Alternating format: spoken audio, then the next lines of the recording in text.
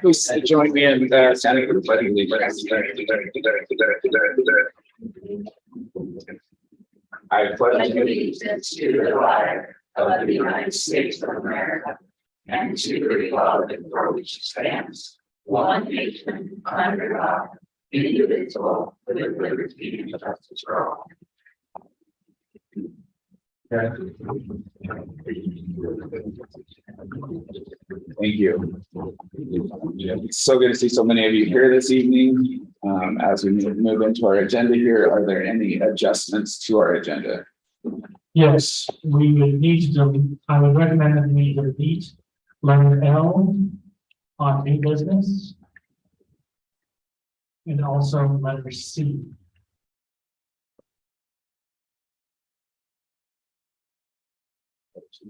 Letter C and letter L, I would recommend we pull from this agenda.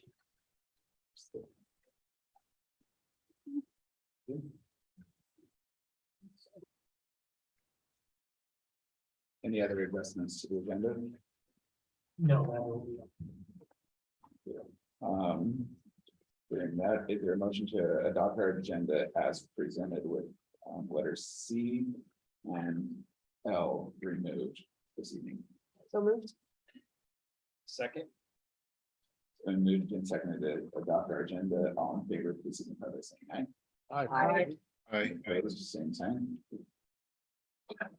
Motion carries. Thank you. We'll move then into information and proposals, and this evening will be our first item here is to be introduced to the new certified staff by the district administrator.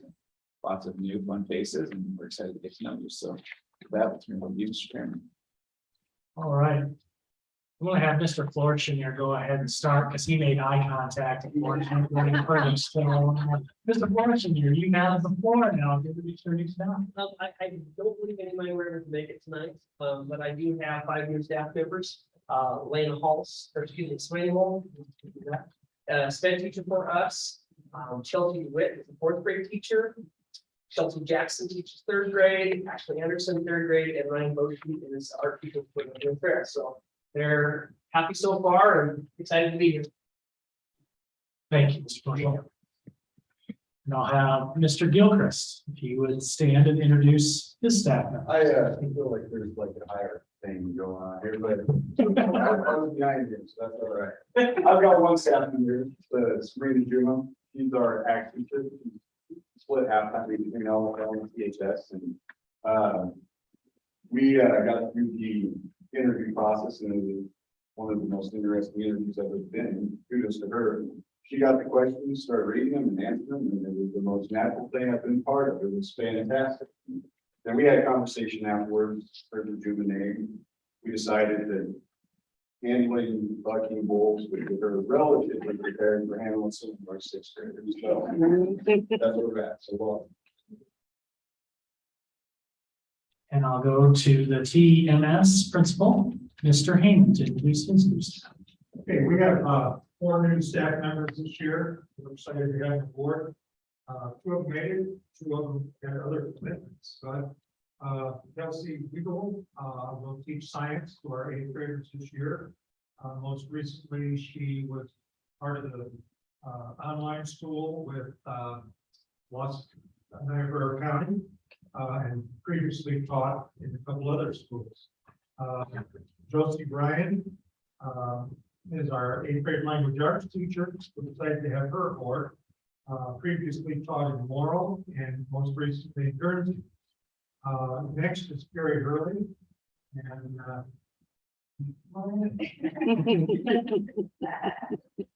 Gary is a very interesting person.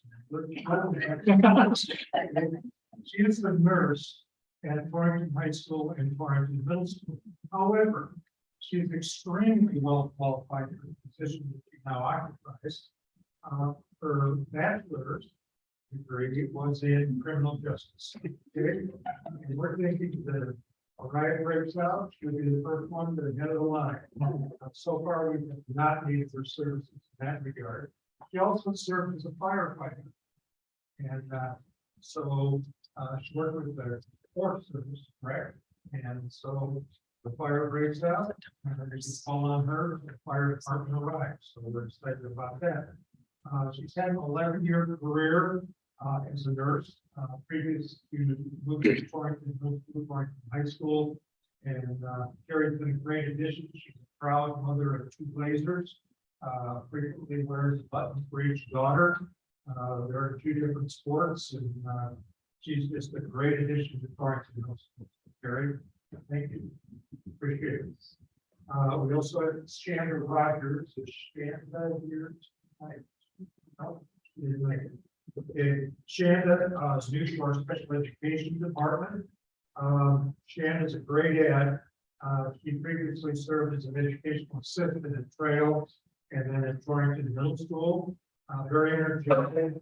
Has 2 daughters, they grade TMS, so she's also the mother, proud mother of Blazers and Wyoming Cowgirls. So we have 4 new staff members. I also want to mention that Matt Mestis is our new SRO, and he's serving at Torrington Middle School plus the elementaries. And he also has been a great addition to Torrington Middle School. So thank you. Thank you, Mr. Hammond. I know we do not have anybody out Southeast, and Mr. Williams has joined us on Zoom. I just want to recognize Mr. Williams transferring from his position as activities director and LaGrange principal to principal of Southeast schools. So I just want to acknowledge that Mr. Williams is on. Mr. Williams didn't have anything to introduce. Did you, I don't believe? I did not. I just had one transfer, and that was Molly Brown, who joined us as a K2 reading interventionist, is doing us a great job. All right. Well, thank you.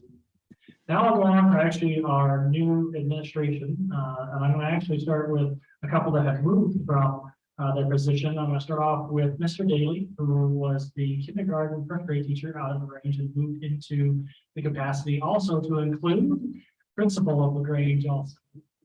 Mr. Daly, I believe you do have one staff member. Yes, I have our staff member, so Mr. Mike, who back out of retirement to help cover some of my administrative duties on Wednesday afternoon, so he's also progress monitoring in the morning.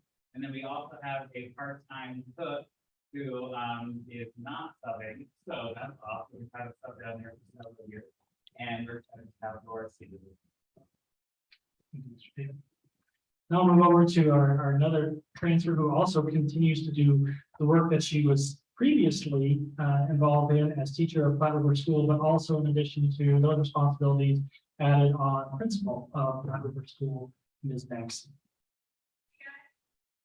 So I is me, Stacey Kramer, and she was originally a part of Trail, Lincoln Elementary, and she stepped away for 2 years, and then I got her work back into the Flat River with us.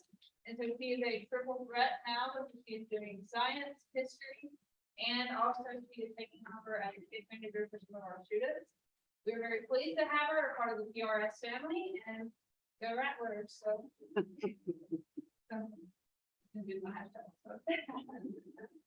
Thank you. And now we have 2 administrators that joined us to are new to our district, and I'm going to start off with our Lincoln principal, Mr. Robert Weed. Thank you.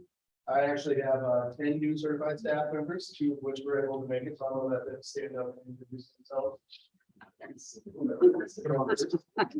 Hi, everybody. I'm Kate Rodriguez, and I came from Riverston, Wyoming. I did a variety of positions there for 28 years, and I'm thrilled to be here in Goshen County. Thank you. And hi, I'm Alyssa Jernigan. I'm the new kindergarten teacher at Lincoln. I was fortunate enough to teach there last year, so thank you for having me back. So along with the 2 ladies over here, I have 8 more, but I did have to make a list. So I have Ryan Boshi, who splits time between Trail and Lincoln as the art teacher. Sarah Speckner is with us in kindergarten this year. Emily Buchanan is in 1st grade. Brown and Larson is also in 1st grade. Katie Keller is in 2nd grade. Caitlin Kemp, 2nd grade. Shalon Limmer, 2nd grade. And Megan Schimmick has joined the SPED department. So thank you. Thank you, Mr. Freedom. And finally, our Torrington High School principal, Mr. Eldon Hubbard. Hey, thanks for having us in. We have a few, we have shared people here with Sabrina. Haley Bonsack is not here, she had volleyball tonight, I believe. Jody Bisler is joining the staff as a math teacher, doing a bang up job. Kathy Smith with English. Rick Side, who's come across the state line with me from Morrow. He was. Martin United is here, he's not and Gabe Sarian is our behavior interventionist. So thank you. Thank you, Mr. Howard. And now I will go to Office of Special Services, Trina Nicole. Good evening. I have one new staff member. I had Tammy Gerber, and she has replaced, she's our district case manager, so she reviews all the IEPs, individual education plans, and provides feedback to our case managers. And I'm like so happy we found her. She's been fabulous in the first 3.5 weeks of school, and just so happy we found her. And and you may be seeing double, so her sister, Tina Fairbrooke, and her student pathologist at Lincoln. Yes, they are twin sisters. Tammy said she's 3 minutes older.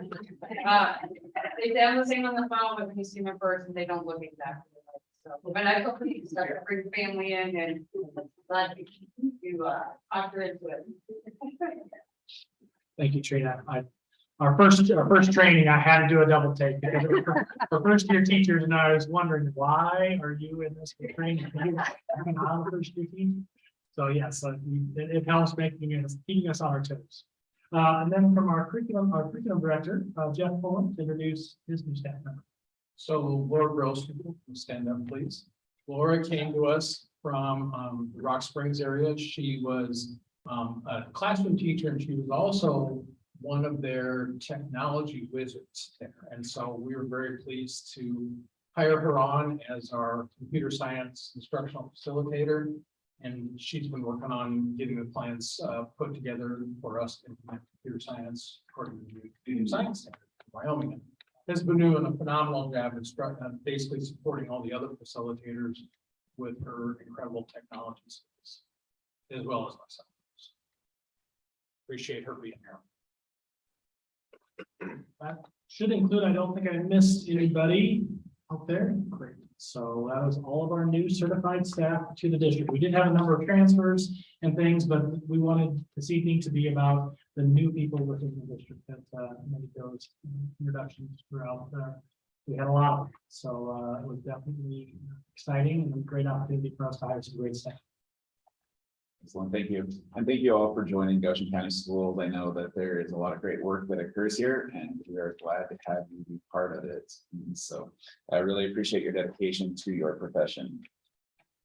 With that, we'll move forward to student representatives to the board for your presentation this month.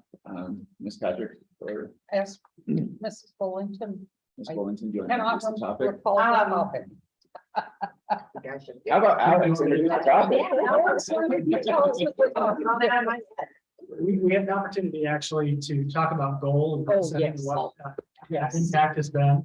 So we didn't have a really, and Alex's schedule was a little bit tight, so we weren't able to touch base, and I think he had it under control, and I did have a chance to meet with the other two representatives. I'm sure they'll be sharing some really good information this evening. So thank you. So I'm Alex McIntyre. I'm the Southeast student rep to the school board.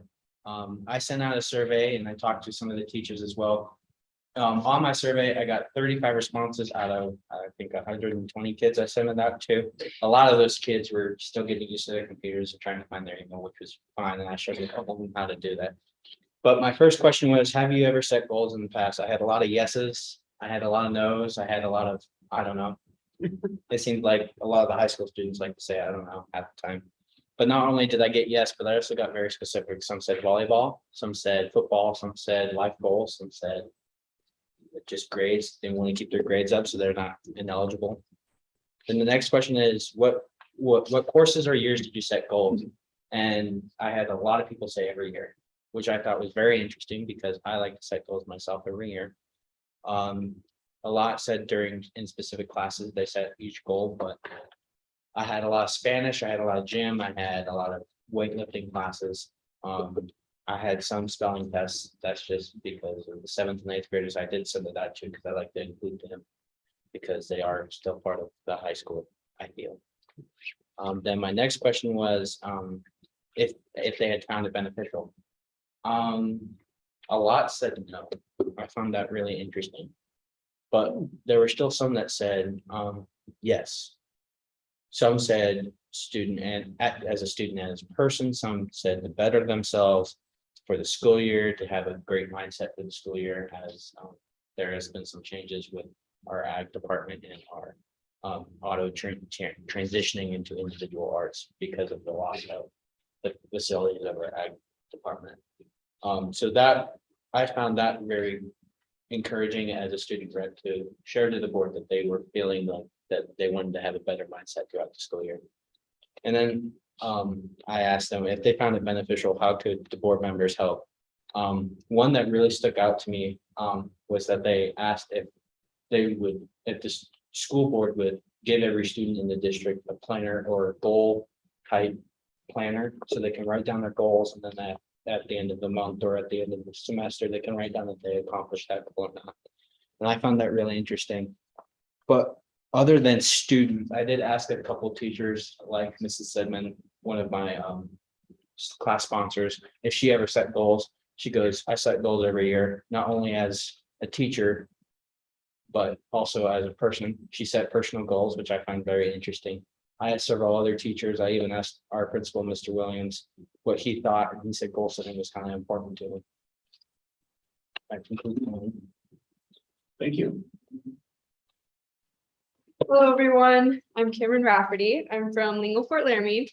And when I first saw this topic, I thought to myself, what exactly is a goal? It's a common word, but once you think about it, what exactly does that mean? So the definition of a goal is the object of a person's ambition or effort, an aim for desired result. There's always a desired result, but it's the aim that I really wanted to focus on. What I mean by that is, what's the difference between a goal and a wish? How do you take your goals and make them become a reality? So with this, I've been working a lot with my volleyball team. For example, I said, what's our goal this week? Because we were recently at a tournament. They said, well, to win the game, of course. But what I wanted to focus on, what are we going to do? What's that aim that we're going to take to win the game? So we said, we're going to have less than 2 missed serves. If you don't meet that goal, we had to make up for it. Another thing is that we had to hold ourselves accountable for it. We had to hold each other accountable for making our goals. Another person in my life that helps me with my goals is my dad. Coming into my senior year, it's a very big year for me. So he's like, we need to set goals. You don't have to tell me your goals, but when you have a goal, tell me that you made it. So recently I did meet one of my goals and I was very excited. I had someone to go home to and say, Dad, I just met one of my goals. I understand that I'm very privileged to have someone to go home to and be excited about my goals. So I think if someone could have that person to go to at school and say, I just met a goal, and have them care, I think that might make a difference in someone's life. So I also interviewed a teacher, Miss Estes. She was here a couple months ago. She focuses on student council and she's also a math teacher in our school. She always sets goals. I remember setting goals in her class for tests. Before every test, we would set a goal. And I asked her, what do you think would be the best way to set goals? And she actually also brought up planners. She said in one of her past schools, they had a system with planners, and the teachers would help them set up their planners. And then you could also create habits in life, like put that test in the planner, and then it'll be a lot easier to remember your tests, because responsibility is stupid, but another thing is that we have to have a system where someone that's teaching us is also very passionate about goals. I would not like to be taught math by a teacher that hates math. Just like I wouldn't want to be taught goals by a teacher that doesn't care about goals. So I think having someone that's willing to push people to make those goals and also be willing to, whenever a student makes those goals, congratulate them. Another thing is, she also talked about goal setting among the teachers. She said if teachers can also practice good goal setting habits, then it will also carry on to the students, and then it'll make it seem more possible for them, because goals isn't just something that you can be born with. Goals are something that you have to work for, and not every student understands that. And I think that it'd be very beneficial to implement a goal setting plan for our school. Thank you. Good evening. My name is Lacey Grunny, and I am the student rep for Torrington High School. I met with Mr. Kramer and Cameron yesterday about just a few questions I had. So I decided to take it into the educational part of the school. So setting goals is not a hard task, and it's not used enough in everyday life. It is important to understand how far you can get in life and how to set realistic goals. Setting goals can help with student learning and future careers. I have set goals for many programs I am involved in outside of school, and I set goals by seeing the realistic outcome I can work towards. Throughout my educational career, I cannot remember a class where we set goals. This could help many students with becoming confident in their education. However, many students might find this effort to be unhelpful to their education. I can only recall a few teachers that have talked to us throughout the past years about setting goals. Not just educational goals, but goals in life. In order to have goals, there needs to be measurable goals, and in order to have goals, there needs to be measurable goals that we can meet. I hear from teachers and students that they don't know their grades, and work ethic of students isn't preparing them for future endeavors.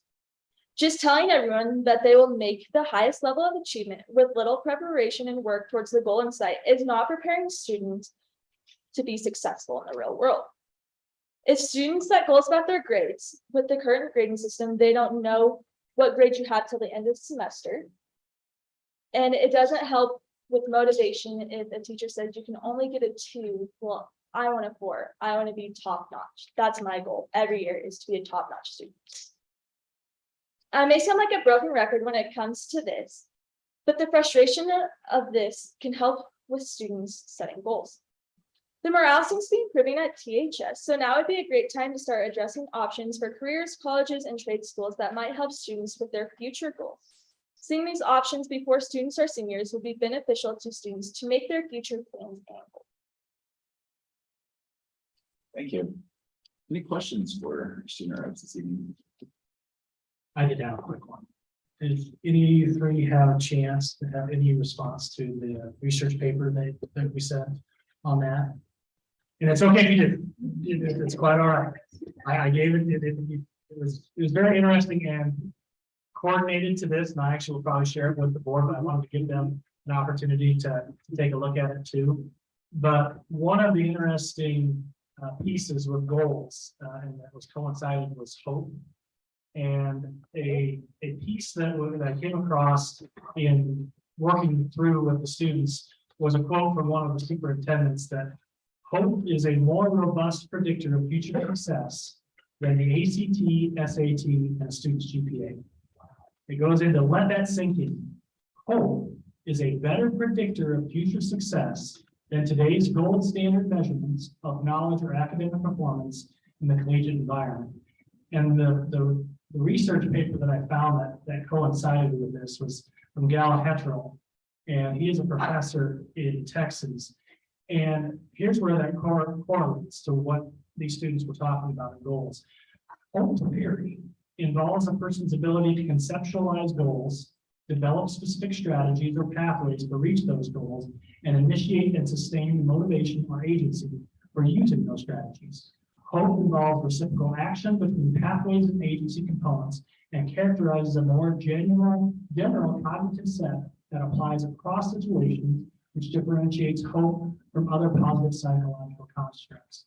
And so I think when they talk about how that correlated to students, and I'm going to read this quote again, because I think it is so powerful to me, is that hope is a more robust predictor of future success than the ACT, SAT, and a student's GPA. You know, that is just, to me, so profound, so many examples that we can point to that. And I think it aligns very well with what we heard from our students this evening. And thank you for taking the time to meet with me, and thanks for doing a great presentations. And Mr. Kramer, if I could just add on to that, as educators, Mrs. Bullington and I have been exposed to a ton of research that indicates that students do better when they have set goals, whether it's a daily goal, weekly goal, quarter goal, semester goal, yearly goal. It just enhances their chances for success. And so that was why we wanted to explore that topic with our student reps. Thank you. All right, and again, thank you for your preparation this evening. With that, we move to item C on our agenda, which is public forum. If there are any others that wish to speak, if you'll please complete the golden sheet and bring it up to me, that would be great. And otherwise, we'll move forward in our agenda this evening with Mr. Joshua Kruger.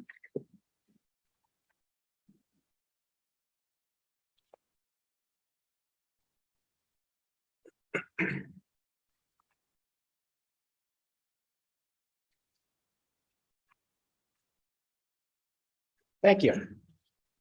I'm going to read tonight something that I believe every parent and voter of Goshen County should hear. Now, this first part should sound familiar to all board members, as it is an email that was sent to each of you on August 12th, just over a month ago. Here's what I sent. Dear, and then I put your name. I'd like to thank you for taking part in the community and board roundtable session that took place this week. As you notice, there was a lot of discussion about the standards-based grading system and how it has caused several issues. We have tried the standards-based grading system for at least the 2 school years, and it's affecting our children's lives and their futures. I've been advocating against the system for over a year now, and I don't think our children have the luxury of waiting any longer. So I'm officially asking that you request that the way the current standards-based grading system is being used in Goshen County schools be put on the next board meeting agenda for a vote to get rid of it or make drastic changes to make it work. In my opinion, we should go back to the old way and stop experimenting with our children's lives and futures. Thank you for your time and service. Sincerely, Joshua Kruger. Like I said, that was sent to each board member over a month ago. But looking at tonight's agenda, there's no item specifically about the current grading system. There's an item set up about a work session in the future to review input from the 3 community meetings. First off, there was lots of various items of concerns that was discussed at these community meetings, including the standards-based grading system, which was brought up by many community members. But my fear is, with so many items of concern that were discussed in these meetings, I don't think that just one work session is going to address all of those items. And like I was saying in my email, I don't think we can wait any longer to take action on the current grading system that is being used in Goshen County. This is something that we should have already been dealt with before this school year started. Why is it that this was not put on the agenda for tonight's meeting as requested?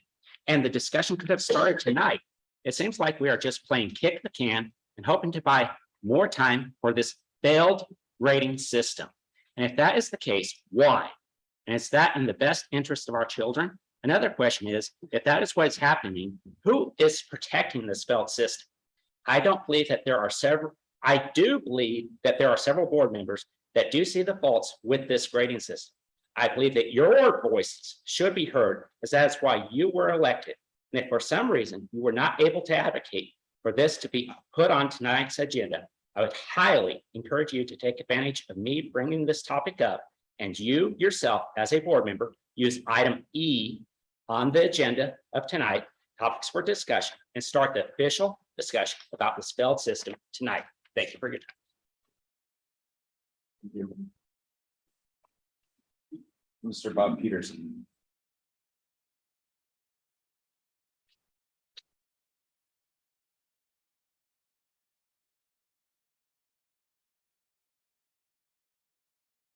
Good evening. Thank you for giving this opportunity to speak to all of the board members. I'm referring back to the board meeting in August, specifically item L on contracting for the purchase of a new building at Southeast. All elected board entities and taxing entities are required to have 3 sealed bids presented at a public meeting. At that meeting, there was only one discussion of anything, and it was a bid to be awarded. It's very clear, Wyoming statutes, sealed bids to be opened at a public meeting, not bids to be opened by any administration and pick and choose which ones will advance. I'm just suggesting you might want to really review as you go down the road on this, because you're going to have more bids for labor, electrical, all of the equipment that's going to be going into that building. And I'm really surprised no board member asked, is this going to be a bigger building, a smaller building? Nobody asked a question about that. And I've been in construction my entire life. If you have $500,000 for a building, you're going to have $500,000 to put the building up. That's without electrical, without walls, without plumbing, without flooring, without fixtures. So you're looking at a $2.5 million building by the time you get done. Does the insurance cover that? It's never been stated here how much the insurance policy was. I don't know. Do any of the board members know how much the certain insurance check is or what the bid is? Again, that's public information, but you cannot seem to find that. Enough on that. I want to go back to roll call voting again. As you all know, I'm running for school board. I'm not politicking. I'm just going to tell you. So I talk to a lot of people. A great many of people who watch the board meetings on YouTube have no idea how the board members vote, because the camera shows about 3 board members is all. So when you do yay and nay, your constituents have no idea who's voting and who's not voting. A roll call vote, especially tonight, would be helpful when you're going to accept a grant for $1.1 million. I certainly hope it don't go that same. I mean, it's 2 different totals, $928,000 and $224,000. These are grants. I would like to just explain a little further. Do you know what a grant is? Any of you? Tax dollars. It's not free money. And are you going to keep these programs going on? In the past year or so coming here, we had different staff heads, all kinds of different instructional aids that are going to be put on there. The URSA funds are going to be gone, even though you have $6.4 million in reserve funds. How are you going to sustain all of these staff positions and everything else when there's no URSA funds, which will happen after this election? I'm sure you're all pretty well aware of that. So how are you going to sustain this? How many people are you going to have to cut off the staff and building? The whole purpose of school is educate our children, not to experiment with different programs and hope they work. And I'm with Mr. Kruger. Standard-based grading is totally a joke. You take away all incentive for a child to learn. If their homework's not graded, their quizzes are not graded, and then they can take the test. And I was at several of those meetings. One school allows you to take it twice. 2 schools will allow you up to 4 times to pass the course. That's not teaching. That's not incentive. I'll just show up and do the best that I can. I want to thank you for the time, but I will remind you again on the bidding for future bidding. Sealed bids have to be opened at a public meeting. They can be opened by anybody, but they have to be opened at a public meeting. Thank you for your time.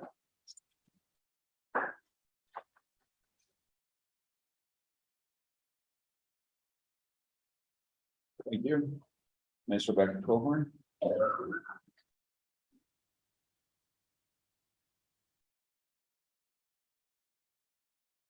Ladies and gentlemen of the board, once before it was requested that the timer be brought out front so we could see what our time was, and I see that we stopped doing that. Tonight, I would like to talk to you about two things. Number one, resources. Resources such as money. My children was handed out this fundraiser of fun things they could earn. You can see there's plush toys, there's an MP3 player, there's a tablet. There's chairs, there's all kinds of fun, useless things a child might like. They were actually taken from class into the gym and shown a video of all these wonderful things that they can win. My daughter was so upset with me that I didn't return this the following day. She had a crying fit because she wouldn't win a prize for me hurrying and making a decision to turn this in. Now, what is this for? This is a fundraiser. Help your teacher win a dream makeover for their classroom. It is my error. I thought the state provided funds for this. All of the instructional equipment that they might need in order to teach my child. Here's your opportunity to help your teacher get the supplies, furniture, and tech gadgets they have always wanted. Well, my gosh, if I got everything I ever wanted, my house would look differently than it does tonight. You gave away $1 million. $1 million. If your teachers really required second graders and kindergartners to go door to door, knocking to get funds to help teachers get the tech gadgets and supplies for their room, perhaps you should have used the $1 million towards that instead. 49% of my taxes go to support schools. Isn't that enough money? You see, you have mill levy and then property tax percentages all goes towards the school. I really think you have enough money to supply your teachers' classrooms. And that's the end of that. The other thing that I would like to talk to is I received a phone call to join the wellness board, of which I was grateful for. I have at the community meetings, there was great concern over the increased meal prices. We all know groceries have gone up. I am not against the fact that the meal prices went up. The fact of the matter is, with 2 elementary students and a middle schooler, it's going to cost me $19.90 per day if I don't qualify for the free and reduced lunches. $100 a week. $5,000 for the school year. Upon thinking about it, what would you do if you suddenly had this increase in bill that you can't pay it? The first thing I suggested is, number one, we need to go back and see that we are spending all monies wisely, carefully, and in the best effort possible to provide a quality meal for the students. Number two, we need to reduce the waste. Whatever that may be, I don't know what it is. We need to educate myself. I need to educate myself in order to make reasonable and accountable suggestions to the board and to whomever. I propose that Mr. Sussex join this group in order to bring ideas to him, as he has other experience in the slaughter industry. Lusk does not accept federal funds for their school lunch program. They're doing it successfully. There are other places in the state that also do so. I don't know what they're doing, but we need to find out. I don't know. Now, they plan on meeting 3 times this year. I am hoping that we attack this problem with a little more vigor. I am out to conquer and get this problem solved, not play around in a committee. The $1 million could certainly have been spent a variety of ways. That's a resource. And once it's gone, it's gone. Again, hard to tell your time. Thank you.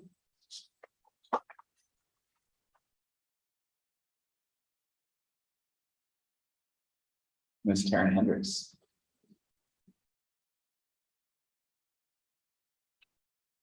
Hi there, my name is Taryn Hendricks, and I am currently serving as the kindergarten through fifth grade literacy coach for our school district. Currently, I am one of 6 facilitators and coaches serving our school district. In August, our staff was fortunate enough to kick off the school year by listening to Dr. Joe Sanfilippo speak on educational leadership and culture. If you ever have the opportunity to stumble across him on social media or see him in person, you will not be disappointed. In a much more eloquent way than I could ever deliver, Joe emphasized the need for our school district to share all of our wonderful things that are taking place on a daily basis with teachers and students. Oftentimes, the positive stories get shadowed by the negative. In Joe's words, when we rely on external factors to create value for the work, we find ourselves held hostage by the opinions and perspectives of those who have never been in the space or were only there years ago as students. He goes on to say that if the community only hears from people who perceive our work to be inconsequential or irrelevant, they will make decisions based on that narrative. When we downplay ourselves and our roles, others will too. The GCSD instructional facilitators and coaches are fortunate to work within all of our buildings and with all of our staff and students throughout all of those buildings. As a department, we have made it our goal for the upcoming school year to assist in changing the narrative coming from our district. We feel it is our duty to communicate to the broader public the intentional, positive interactions that take place each and every day at Goshen County Schools. In Joe's words, if we recognize the work of our colleagues and students, we acknowledge to them that the work is great, and we extend that conversation about their great works to someone who wasn't there, we help add value to their work, and they'll want to do it more. Joe encouraged the use of social media as a platform for telling our story. It's quick and it's at everyone's fingertips. If you haven't done so, please follow Goshen County Schools on Facebook. There you can see what Trail Elementary did on their first day of school. You can see how Torrington Middle School celebrated their Fun Friday last week, and what Mr. Williams found out at Southeast when interviewing one of his cross-country runners. Goshen County Instructional Facilitators Twitter page just went live yesterday. You can follow us at GoCoIFs. There we highlight teachers and the great things taking place in their classrooms, along with tips and tricks for purposeful and engaging instruction. Lastly, if you hear or witness something good happening within the walls of GCSD, please share it. Help us change the narrative and promote the good that's continuously happening. I want to end with saying that professional development opportunities do help us as educators continue to grow and enhance our practice. On behalf of the staff, I want to thank you for allowing Dr. Joe Sanfilippo to visit our district. Know that his words weren't lost beyond that one day in August, and that we want to continue to show the true value in the work that staff and students put forth each and every day. Thank you.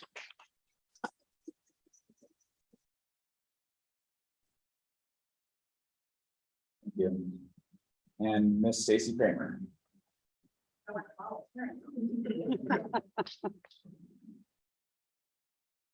Yeah, thanks. Okay, I'm Stacy Kramer, and I just wanted to say thanks for letting me speak too. It said, I would second everything Taryn said, because Joe said it was a great investment, in my opinion, for starting the year off with a great message for teachers and staff. And so thank you for that. But I'm actually just here because I was going to be here anyway, but I wanted to give a shout out to Special Olympics. And I don't know if everybody is aware that Goshen County provides Special Olympics teams, coaches for our students. And so I just wanted to say thank you. Thank you for investing in those kids. They have their first competition on Thursday. They go to Cheyenne for soccer. It's a soccer skills competition because we don't have enough kids to do the team competition, but soccer skills is 3 different individual competitions that they get scored on, and then if they make it to state, they go to state in October. So thank you for that investment. Our district does soccer and we do basketball in the like late winter, early spring. So just wanted to say thanks for that. And while I'm up here, just because we're here and my boss is here, my new administrator's here, I just wanted to give also a thank you, because I got to thinking about it, for investing in Platte River schools. My passion is in kids, and as a parent of a student with some different needs, Platte River just offers a lot of opportunities. Some of our students that kind of fall outside of what we maybe consider normal spectrum of students. So thank you for that. I think you hired a great administrator for Platte River. I think we are probably gonna have some growing pains as we go, but my first 3 weeks on the job have been awesome. So thank you. Thank you.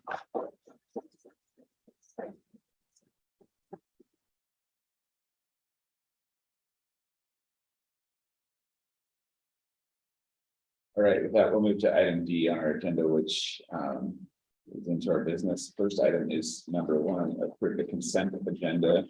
As a reminder, I will continue to call for votes in the voice vote. If any board member at any point so chooses, as per rules, they may request a roll call vote. With that consent agenda, is there a motion to approve the consent agenda this evening? Or are there any items that need to pull from the consent agenda? I apologize. Hearing none, is there a motion to approve the consent agenda this evening? I move to approve this item. Is there a second? Second. Moved and seconded to approve the consent agenda. Any discussion? Hearing none, all those in favor, please signify by saying aye. Aye. Any opposed, same sign.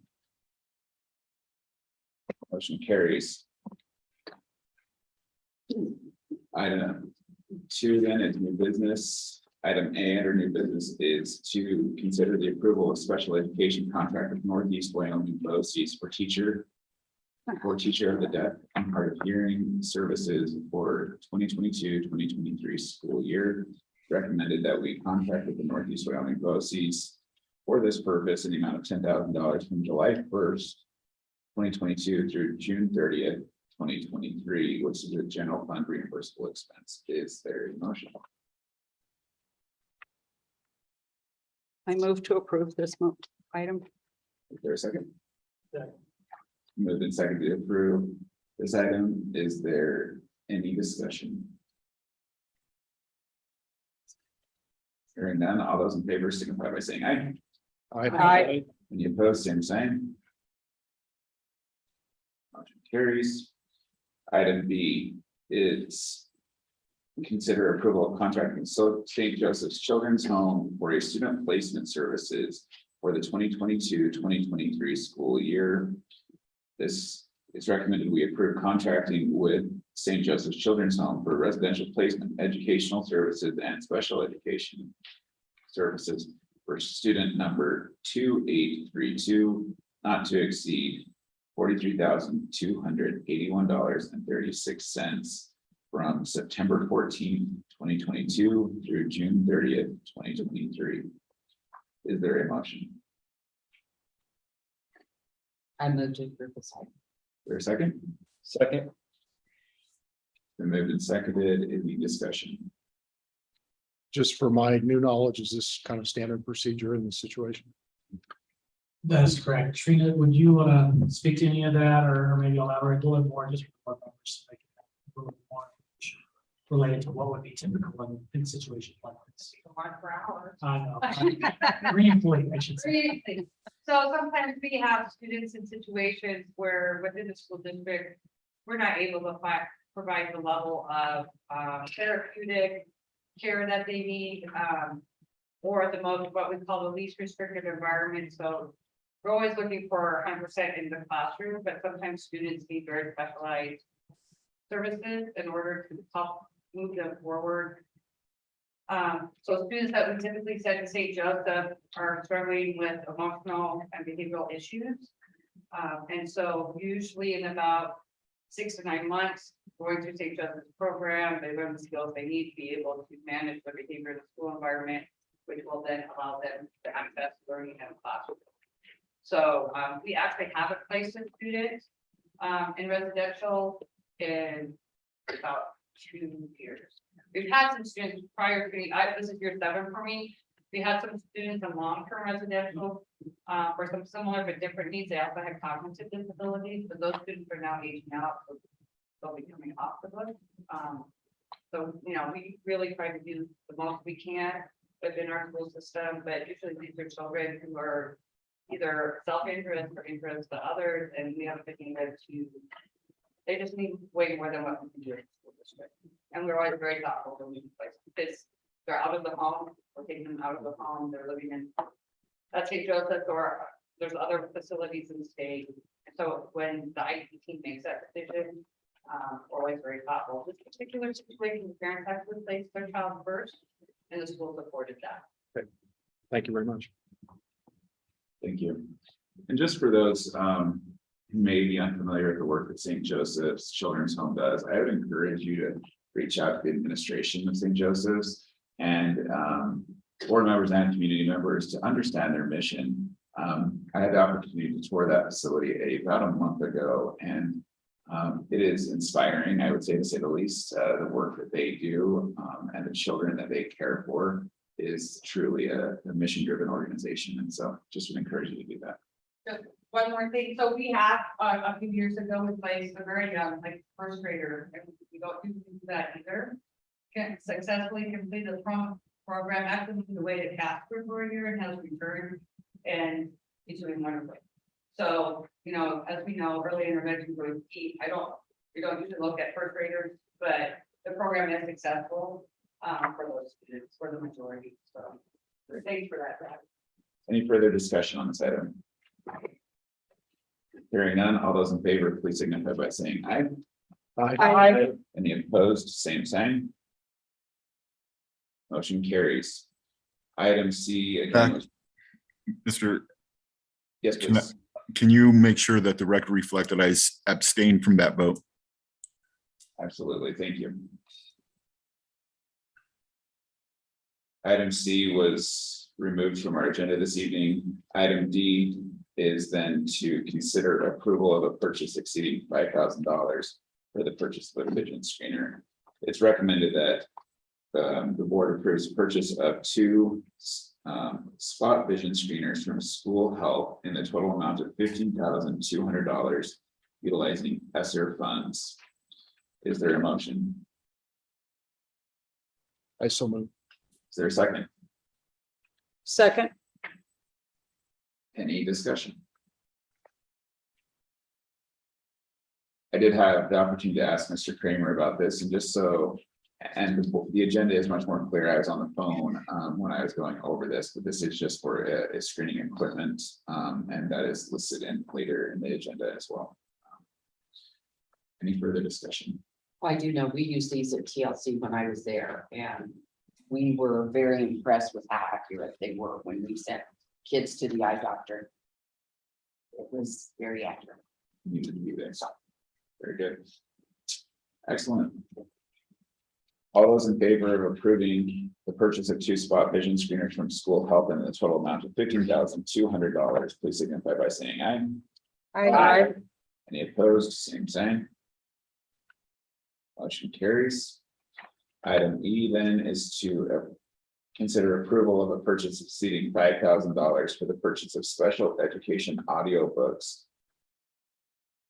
for professional development and support from Learning Ally for a 3-year agreement in the total amount of $20,106.50, with the first year amount of $7,365.50, and the district having the option to give notice to discontinue year 2 or year 3, utilizing Title 6B funds. Is there a motion? I move to approve this item. Second. Second. It's been moved and seconded to approve this item. Is there any discussion? So just to be very clear, will this contract bridge 2 of our fiscal years? Meaning, would this board potentially be, is it better to pay this in these installments or in one lump sum? Or would this action this evening be committing the board to a future board to expenditures they may not be wanting to. Mr. Chair, when I look at these kind of agreements, I view the option of looking at them individually as the best option, because the only time we bring this forward is if there's an option to terminate. So that if we got through year one and decided this doesn't make sense, it could be terminated versus committing a future board. Okay, thank you. Is there further discussion? Hearing none, all those in favor of this item this evening, please signify by saying aye. Aye. Any opposed, same sign. Any abstentions? Motion carries. Item F is consider the approval of contracting with Brook Autism Consulting LLC for professional development services for Torrington Learning Center staff. It's recommended to approve contracting with Brook Carson Autism Consulting for 2 professional development days for 2 Torrington Learning Center staff from January 19th and through 2023, not to exceed $7,300. Is there a motion? I move to approve this item. Is there a second? I second. Any discussion? All those in favor, please signify by saying aye. Aye. Any opposed, same sign. Motion carries.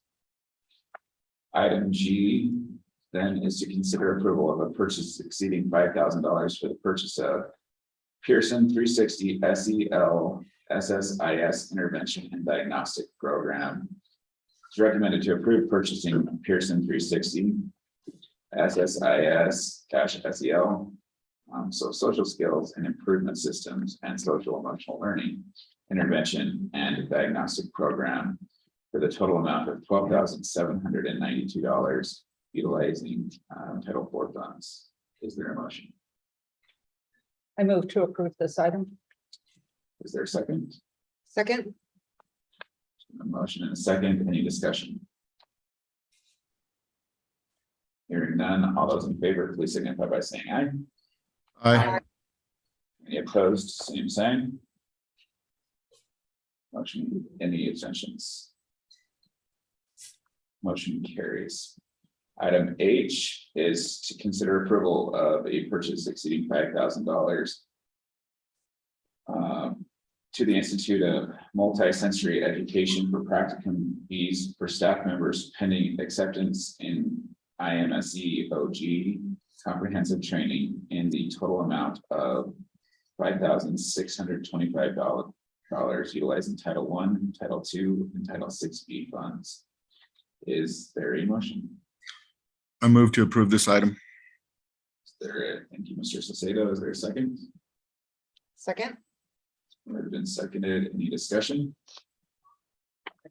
Will we begin to see less bills for OG coming in once we get these people fully trained? Because we'll be doing more training in-house. Is that what you're about to say? I'll let Mr. Fuller answer that one, but I also have another comment on top of it. So Mr. Fuller can address that question. So, yes, we're gonna start seeing less coming in from MC over time.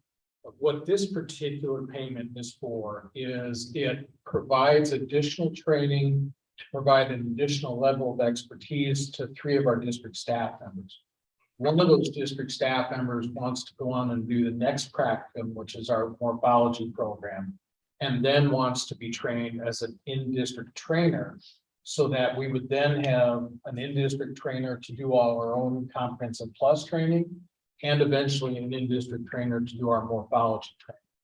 So in another couple of weeks, Jamie Kistler, who's completing her training from MC to become an in-district OG Comp Plus coach / trainer, will be done. And she actually is leading a training class for us the 3rd week of October on Comprehensive Plus. What's nice about that is that instead of the $1,300 in for us to put one of our staff through that, all we pay is $650. In addition to that, we open that up to other school districts When Jamie teaches one of those classes, we receive a $200 credit from IMSI for every person from an outside district that comes to our class.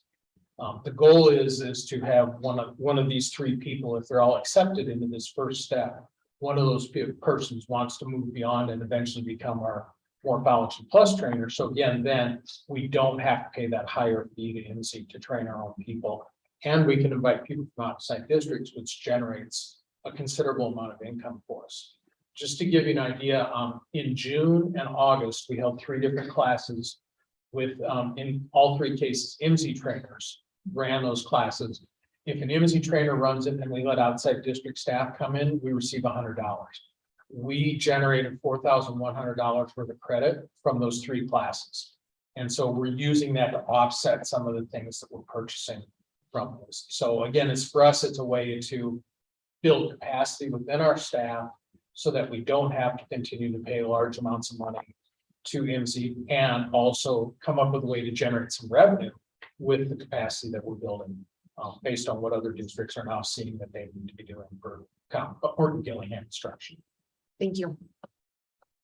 You know, I was just gonna touch upon was I had an opportunity to visit with one of our teachers in regards to the universal screening, falls screening for reading, and we'll be sharing some really exciting information and data on how we looked in this screen compared to years previous. So, really exciting things that I think our OG expenditures can kind of translate into some much higher reading achievement. Very excited about that opportunity. Thank you. Any further discussion? All right, then all those in favor of this item, please signify by saying aye. Aye. Any opposed, same sign. Carries. Item I then is to consider a purchase exceeding $5,000 for ed options for secondary students for the 2021-2022 school year. It's recommended to approve payment of ed options licenses from Edmentum for the second semester of the 2021-2022 school year in the amount of $20,800. Is that school year incorrect? That is incorrect. All right. So now you- The agenda item should read 2022. Well, our statement for sure, that was for that, so that's an expenditure that was previous. Okay. This is a pay a bill Yeah, from previous. for bill. I apologize. All right. Thank you. So then it's recommended to approve payment of ed options licenses from Edmentum for the second semester of the 2021 and 2022 school year, in the total amount of $20,800 utilizing SR2 funds. Is there a motion? I move to approve this item. Second. It's been moved and seconded. Any discussion? I guess my question, of course, is just the logical one of why are we approving this after? So what they do is they bill based on the licenses used. And so the number of students that we have enrolled, as opposed to paying ahead for a certain number of licenses that we would not utilize. And then we have that payment then after those services have been rendered. Okay. Thank you. Any further discussion? Hearing none, all those in favor, please signify by saying aye. Aye. Any opposed, same sign. Motion carries. Item J then is to consider approval of a purchase exceeding $5,000 for the purchase of district custodial supplies. It's recommended to approve purchase exceeding $5,000 for the purchase of cleaning and disinfecting materials from Bluffs Sanitary Supplies for Lincoln Elementary in the amount of $10,343.87. Legal Fort Laramie in the amount of $1,071.26. Thornton High School in the amount of $590.04. The Transportation Department in the amount of $221.02. Torrington Middle School in the amount of $4,637.75. For the total amount of $16,864.84. This is a general fund item. Is there a motion? I move to approve this item. Move to approve. Is there a second? Second. There's been a motion and a second. Any discussion? I'm just Curious why Lincoln's so hot. Get some skins up here. What happens with our custodial products is that we ask the schools to order based upon the storage that they have. And they're asked to order in April, May prior to summertime so that they have all their summertime cleaning. Lincoln and TMS didn't have the storage that some of the other schools did. And because this exceeds $5,000, our purchasing procedures have that covered for the board. So we look at all purchases for the MOM 2 block sanitary, and that's where you're seeing this. Thank you. Any further discussion? Hearing none, all those in favor, please signify by saying aye. Aye. Any opposed, same sign. Motion carries. And then item K is to consider approval of contracting with TNG. Sorry. Item K is it's recommended to approve contracting with TNG Consulting for Title IX decision-making services at the rate of $400 per hour, not to exceed $10,000. This is a general fund, central administration cost. Is there a motion? I move to approve this item. There's been a motion to approve. Is there a second? Second. Motion and second. Any discussion? Hearing none. All those in favor, please signify by saying aye. Aye. Aye. Any opposed, same sign. Motion carries. Thank you. Item E then is topics for discussion. Is there any board members wishing to have a topic for discussion this evening?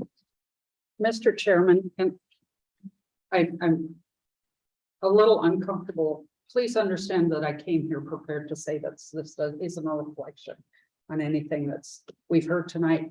But when I first came on the board, our public forum was designed and limited to comments on items on the agenda. And it seems in the last year and a half or so, we have strayed from those guidelines. And I'd like us to decide as a board if we want to change our guidelines or adhere more strictly to our guidelines. So something to ponder.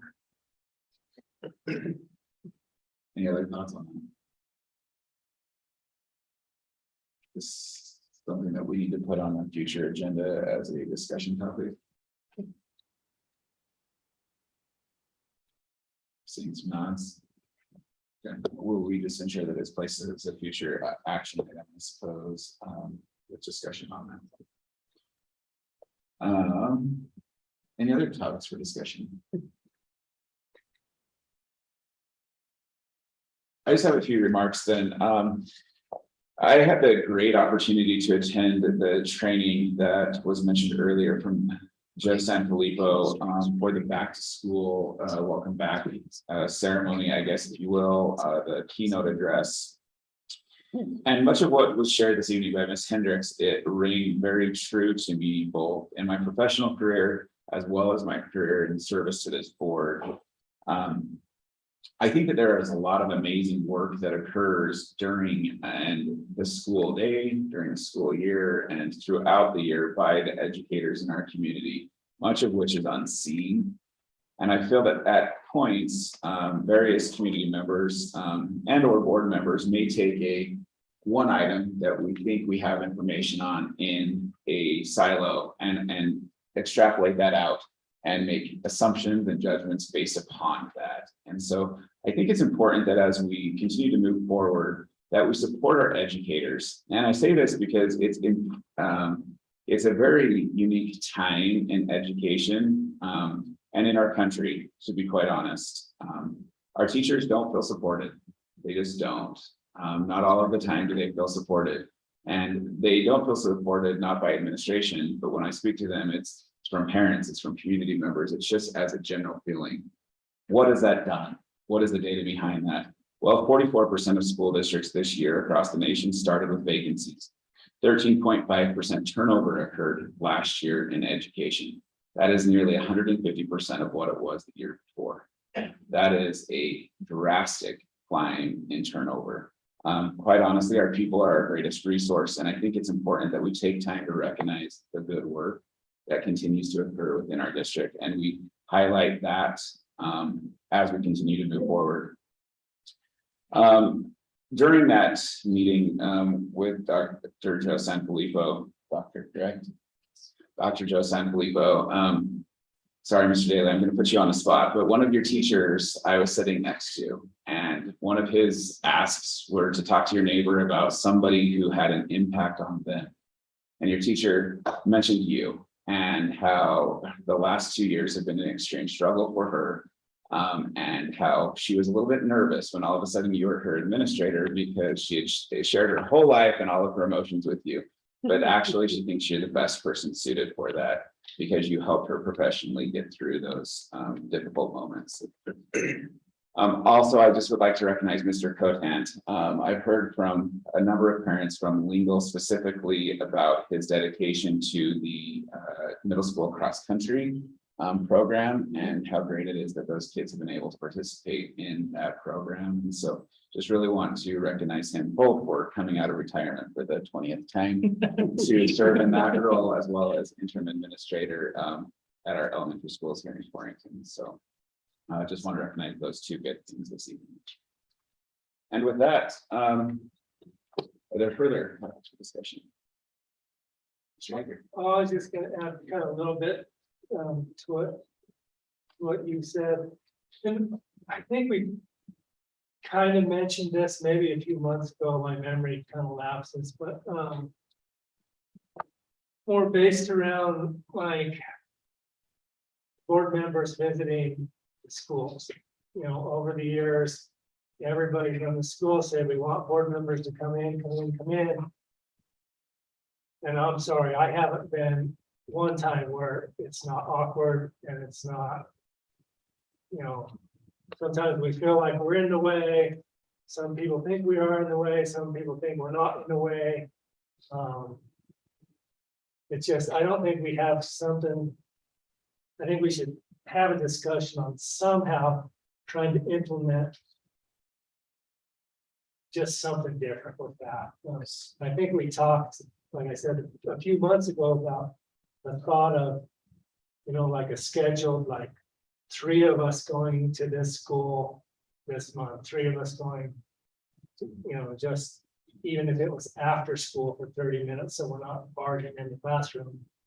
I just thought I'd bring that up again because I remember we did talk about it. And then Yeah, I am curious, in preparation for this evening's meeting, I actually, because sometimes I feel like our agenda could be done differently to be more efficient. And so I'm looking at other school districts' agendas, both in the state and out, and many districts that, and it's probably they don't have this amazing meeting space, but they rotate where the board meeting is held. So it might be held in LaGrange next month, it might be held in, you know, Yoder or Lingle, and then of course all the schools in Torrington. And I'm wondering if, you know, I think that if I'm counting correctly, we have 6 main buildings within the district. So I wonder if every other month we hold the meeting at one of those locations to get in those schools. And those would have to be during the school year, right? So that teachers that are in those spaces could attend and that we could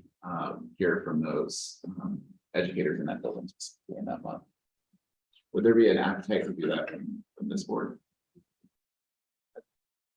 You think that would also help address kind of what you're saying as well, get into the school and see it? well, sure, you know, just to change it up just a little bit, so like it would give other people different opportunity that for one, see that we are changing it up a little and just give them an opportunity to speak or come listen or anything. Excellent. Very good. Yeah, and there's parents that might feel more comfortable walking into their student's school, right, to come and speak at a public forum and recognize the good things or give feedback that may not feel comfortable walking into central administration to do that. So prior to our next agenda, maybe Mr. Sussex and myself can determine, you can have a meeting with your administrators and determine where we might hold the meeting next month. One of the challenges we will face, and I know is one that's been brought up, is sound.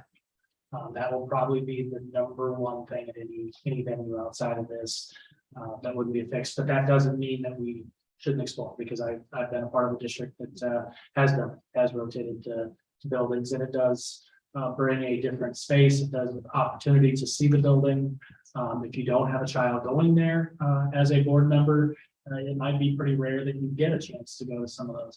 I would also encourage, and I know even for me, this was a big change, going to a position that was housed in a central office versus in a building.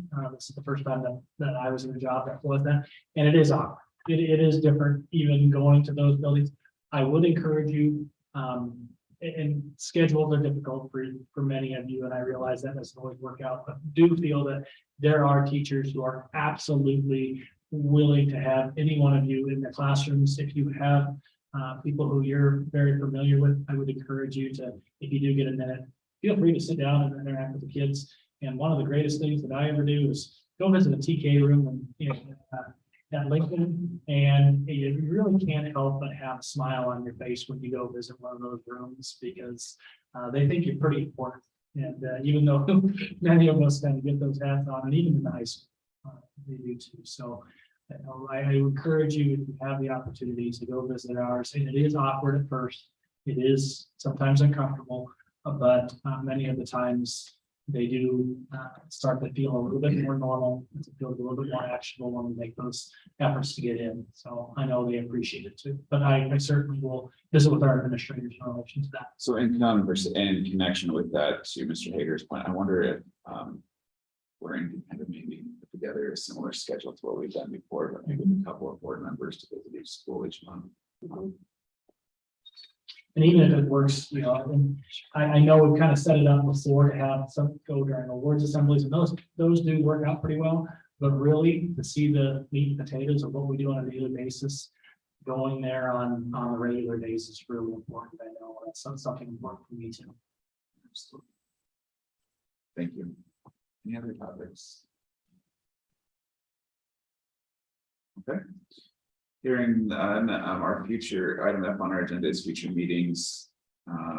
We need to set a date for a board work session to review input from the 3 community input meetings. And then our next regular board meeting is on October 11th. Is there any suggestions for a special meeting for that?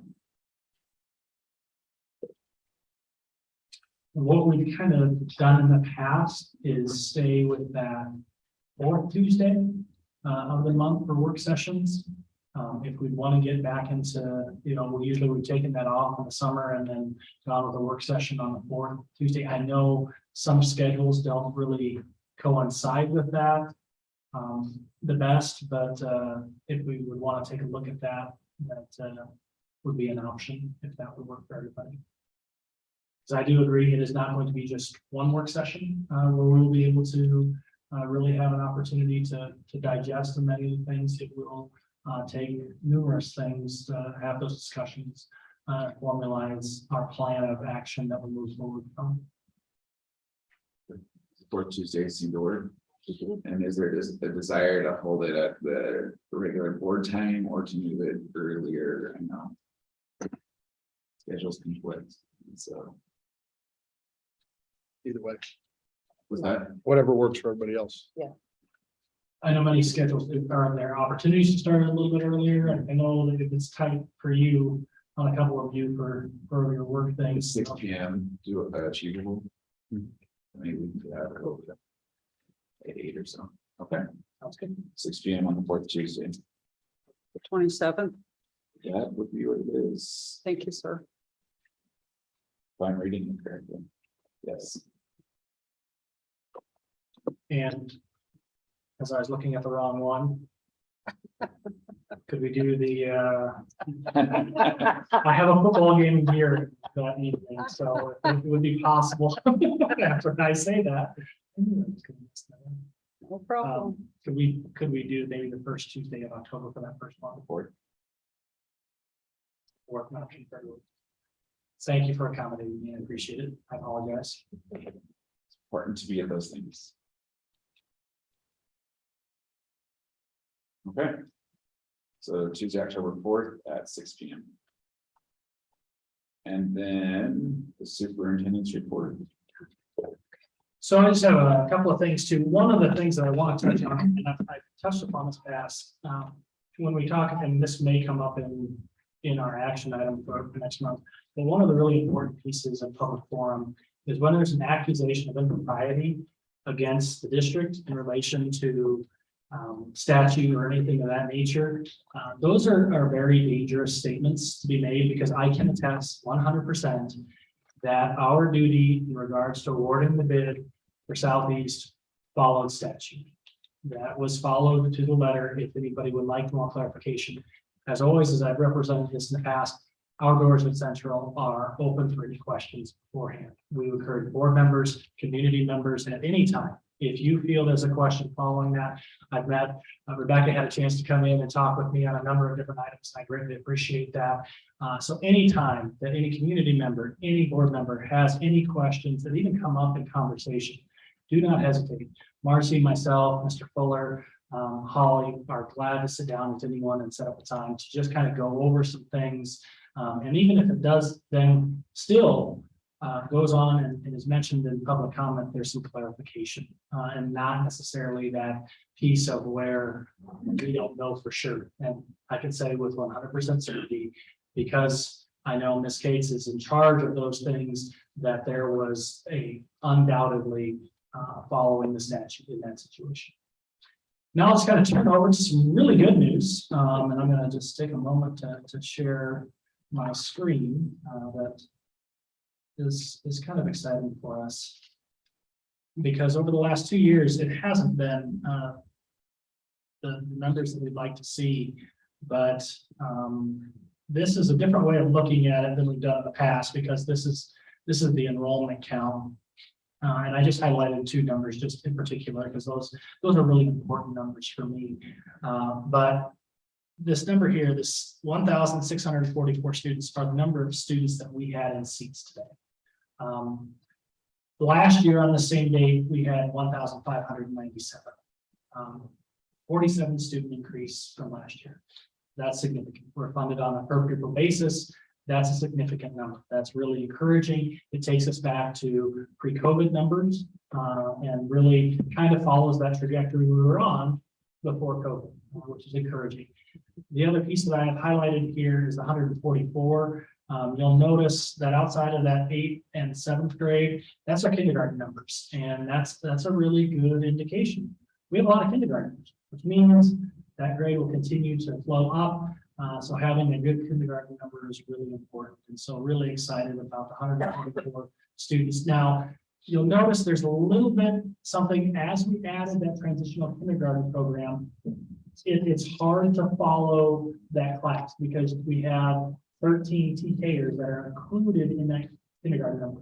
So when we just include kindergartners, so you have to go a little bit less than that. That's about 13 less students, which kind of aligns to the previous, but also that same thing was last year. We had those 13. So it is more when we compare just last year's numbers. When you go back a little bit further before we had TK, it's a little bit different in comparison. So you have to remember on how those flow through, because as you look at 120 to 109, you'll remember 15 of those students stayed in kindergarten for their second year because they had TK, then they moved to kindergarten. But really encouraging numbers. One of the things that's kind of also a misnomer to watch out is how we do credits at the freshman sophomore year. So when you look at that carryover from freshmen, it looks like, oh my gosh, we had 20 less students than we had freshmen. That means credit wise, we had some students that are going to be in credit recovery that may not have the proper credits to be classified as sophomores yet. But being that they're in credit recovery, they still have multiple opportunities to get with their class and graduate on a 4-year trajectory if they so choose. Or if they end up with that credit piece in our 5-year or 6-year plan, we want the most important piece to have them graduate Goshen County with a diploma, as opposed to being on a certain timeline and a set expectation of just 4 years. So if that's what it takes, that's what it takes. But it's important to kind of point out that information on where we had that decline. But very exciting opportunity there with what we're seeing in our numbers, and we can definitely see it in our classrooms that we have more students around the district being served in Goshen County. So very exciting.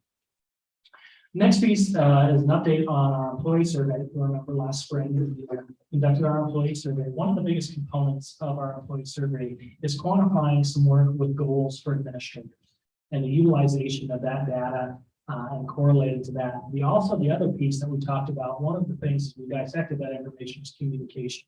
So on two different facets, as they both actually involve Holly and our HR department and with our public relations piece, is formulating that communications plan, fine tuning it, and our vision for that communications plan isn't just what you typically, or what I typically see for other districts, which is kind of a broad spectrum of goals that doesn't necessarily drive actionable items at the building level. What we're looking at is really trying to get some finite specifics to how we communicate, one, to parents, to students, to our employees, relating to a lot of that information. And one of the things that Holly and I have worked on is definitely formulating ideas with our principals. Randy Epler, who is our MTSS coordinator, is also our mentor to our new principals in the district also. And he's mentoring them on a lot of things, including what we talked about earlier with Joe Sanfilippo and promoting some of the school. So if you have not had a chance, every one of our buildings also has a Facebook page. So Torrington High School, Southeast, Lingo, Fort Laramie. I even found, unfortunately, I found myself having to search the other day and found out I was not on following one of our schools because I was going through and I had not seen information about this school and realized actually it was on mine. I needed to follow them. But there are, again, I will echo Zach put it perfectly, some great things happening in our district that we're working on promoting and getting out there to our staff, along with the work that Holly's doing in finalizing and getting to that point where we're sending out our community survey and our student survey. And that's part of our goals for this fall also. And that's everything that I had in my superintendent report. I don't want to probably improve on what Zach said in regards to our employees. We have some of the greatest employees in the state. They are phenomenal in what they do, and it is really exciting to see the relationships they've established with our kids. And I can say on a personal level, you know, when you have an opportunity to have a son or a daughter who is in their freshman year of college, and they tell you about the impact that their high school teachers had on them and the impact that they're having as they progress is pretty important, not only as a superintendent, but as a community member and board member. When you ask those things, and one of the things that I had my son recently do, and I would encourage every parent to do this, is if they've had that teacher who's still working right now, give them a call right now and tell them how much they meant to them, because that is the difference between waking up every morning with a smile on your face and really being impactful. Because I don't know that all of our teachers are feeling that to the extent of the difference that they're making on a daily basis. And I greatly appreciate those and your work too to support that. Thank you. With the engagement survey, is each building administrator doing an individual action plan on how to improve their individual? Yes, so that's one of the things that actually with our goals. So each year we have, I believe it's their T3, and then we finalize within that some actionable items. And we talked about last spring where our plan isn't to go through and do the entire survey on a yearly basis. We're really trying to pinpoint some actionable surveys that really are meaningful to that specific goal for that and how we measure them. So those are important pieces. Any further discussion in the board? Hearing none, we'll stand adjourned. Thank you.